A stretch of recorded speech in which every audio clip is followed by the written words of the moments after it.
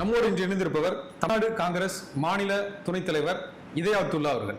வணக்கம் சார். வாழ்த்துக்கள் சார். தொகுதி பங்கீடுல பெரிய குழப்பங்கள்லாம் இருந்துச்சுன்னா பேசிட்டு இருந்தாங்க.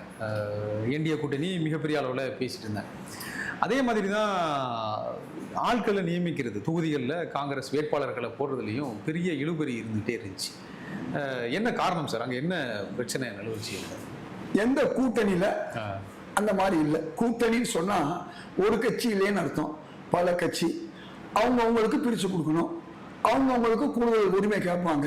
இது எல்லா இடத்துலையும் நடக்குது. மூக்குனா சளின்னு ஒன்று இருக்கும், அது மாதிரி கூட்டணின்னு வந்துட்டா இதெல்லாம் இருக்க தான் செய்யும். அதை பற்றி நம்ம கவலைப்பட வேண்டியதில்லை.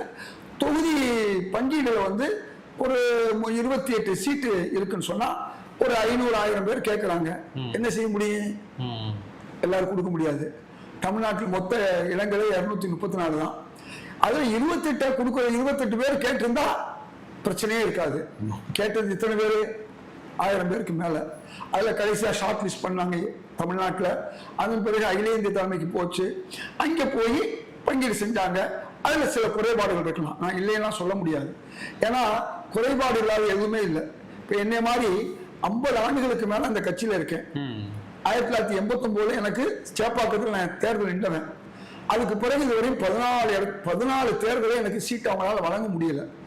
ஏன்னா சில நேரங்களில் எனக்கு கேட்ட தொகுதி கிடைச்சிருக்காது. கூட்டணியில தொடர்ந்து இருந்தோம். அது மாதிரி பல்வேறு விஷயங்கள் இருக்கலாம். அல்லது நான் உங்களுக்கு அவங்களுடைய எதிர்பார்ப்பை சரி செய்யாமல் இருந்திருக்கலாம். பல்வேறு காரணங்கள் இருக்கலாம். அதை நான் எப்பவுமே பெரிதுபடுத்துவதில்லை.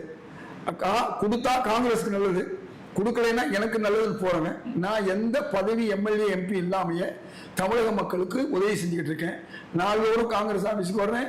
நாள்தோறும் கட்சிக்காரங்க வர்றவங்களை அவங்களுக்கு என்னென்ன உதவி செய்யணுமோ செய்கிறேன். இன்னும் சொல்ல போனால் காங்கிரஸ்ல அதிகமாக தலைமைச் செயலம் போகிறான்னு நானாக தான் இருப்பேன். எல்லாருக்கும் கூட்டிட்டு போய் உதவி செய்யறேன். ஒவ்வொரு அலுவலகத்தை கூட்டிட்டு போய் உதவி செய்யறேன். இதுக்கு பதவி இருக்குங்கிற அவசியம் இல்லை. இப்ப எனக்கு கிடைக்கல, அதுக்காண்டி நான் வருத்தப்படல. கேட்க வேண்டியது நம்ம கடமை. கடைசி வரை முயற்சி எடுத்தோம், கொடுக்கல. இது மாதிரி தான் ஒவ்வொருத்தருக்கும் பிரச்சனை. ஒரு சிலருக்கு அவங்க கொடுக்கலைங்கிற வருத்தத்துல தலைவர்களை சத்தம் போடலாம், திட்டலாம். அதெல்லாம் அவங்களுடைய வேலை.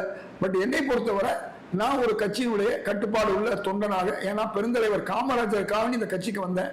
அவர் மூலமா தான் நான் வந்தேன்.